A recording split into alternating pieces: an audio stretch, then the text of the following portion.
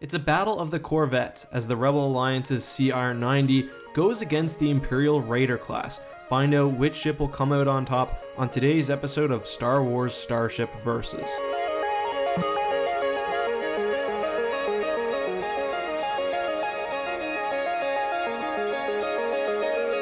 Hey guys, this is EckhartsLadder. Hello and welcome to another episode of Star Wars Starship Versus, the series where we put two starships head to head trying to predict which one would come out on top. Today we have a very special Battlefront II inspired episode with the Raider Class Corvette, a variant of which known as the Corvus is used by Inferno Squad, goes against the first ship seen in Star Wars, the CR90. As always, I'll be examining these two ships in several categories: firepower, defensive capabilities, fighter support, and then intangibles. However, what's important is not which ship wins the most categories, but which one is better overall. So let's get right into it and start with firepower. I do just want to say a couple of things. The first is that I have made some assumptions about the armaments of especially the Raider Class Corvette based on how the ship is modeled within the game. It's possible that this model isn't 100% lore accurate, but the one for the CR90 was pretty close, and it's really the only thing we have to go off of. Both of these ships are very similar in size, coming in at about 150 meters. However, the way they are armed is very different. For its size, the CR90 is packed to the brim with anti-capital ship weapons. It has a dorsal and ventral double turbo laser, and depending on the configuration, has usually 4, but sometimes 6 single turbo lasers. I'll go with the former. The Inferno Squad novel tells us that the Raider class brings with it turbo lasers, laser cannons, ion cannons, and concussion missiles.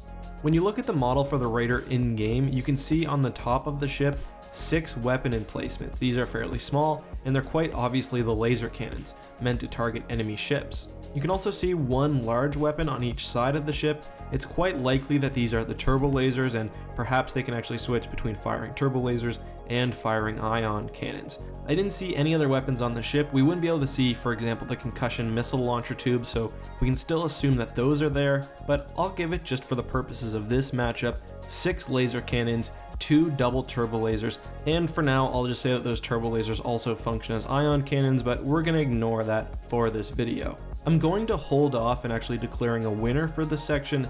Both of these ships just work in different capacities. The Raider is more of a small multi-role Corvette, while the CR90 is better for taking out larger ships. Interestingly though, the weapon placement on both of these ships is fairly similar, with the heavy cannons being kind of on their own, and then with smaller cannons on the ventral or dorsal portions of the ship.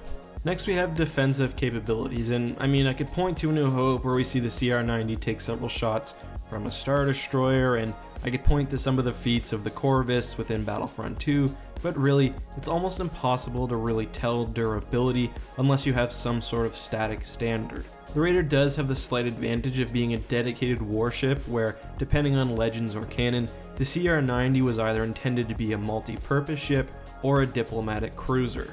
The Raider also looks much more advanced than the CR90. It's got a less exposed bridge, which I think is a fairly large benefit, but just generally when looking at durability, I don't think you can pick one ship over the other, so I'll call this category a tie. Looking now at carrying capacity, we have another sort of conundrum. The most important thing in determining carrying capacity is we want to look at the standard variant of each one of these ships.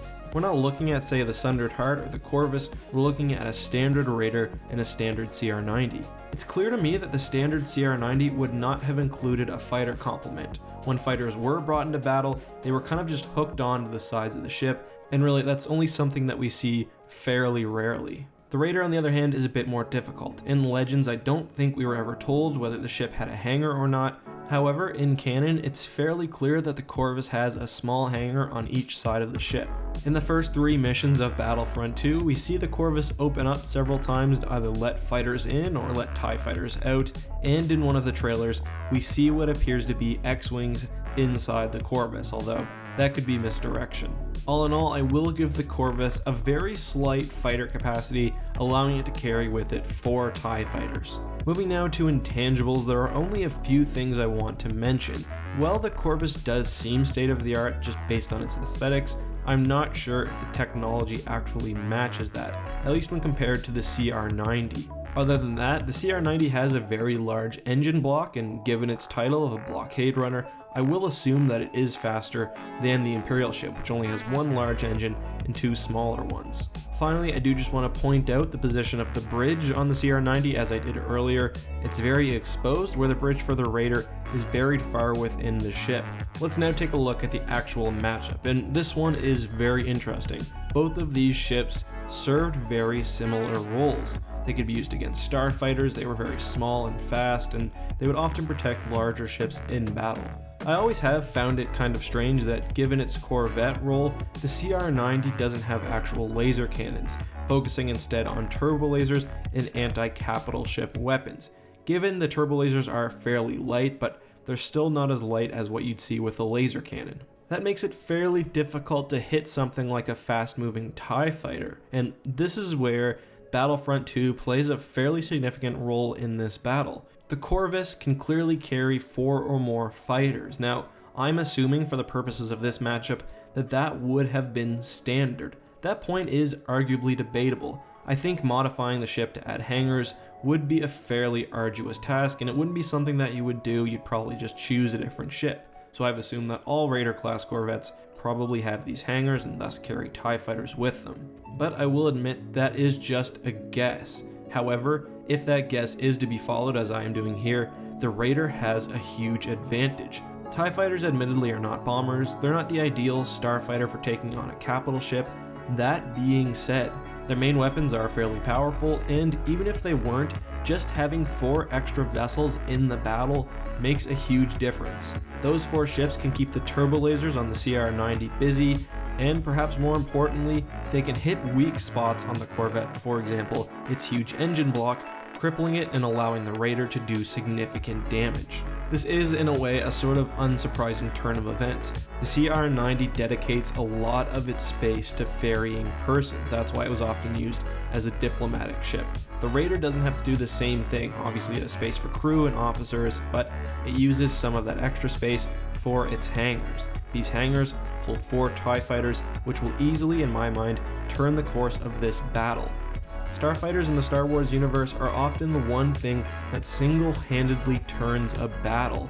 The Raider class itself is no slouch, but I think without those starfighters, it would fall to the turbo lasers of the CR90. However, with those starfighters in play, I think that it takes the more heavily armed ship without too much difficulty. As I mentioned earlier, the CR90 has a huge blind spot with the large engine block. I think the TIE fighters could really wreak havoc with the ship if they just stay out of its line of sight, which, given that there's 4 of them, they should be able to do. I know I'm kind of repeating myself here, but just to conclude, even if the TIE fighters don't manage to do enough damage to the CR90, they'll at least take some of its weapons away. There's a huge advantage, and it should allow the Raider to make use of all of its guns, including its laser cannons, its concussion missiles, and its turbo lasers to finish off the rebel ship. I give this battle to the Raider class, and I think that it wins 8.5 times out of 10 if it has the TIE fighters at least. Without the TIE fighters, I think the very heavily armed CR90 probably wins 8 times out of 10, but again, I'm assuming that the Raider will have its TIE fighters. That, however, is just my opinion. Let me know what you think down in the comments. Do you think the Raider actually does come with TIE Fighter standard? With TIE Fighters, do you think it can take on the Rebel ship? Which ship would you rather pilot? Let me know all of that and more down in the comments. Anyway, thank you guys so much for watching. As always, this has been EckhartsLadder. May the Force be with you.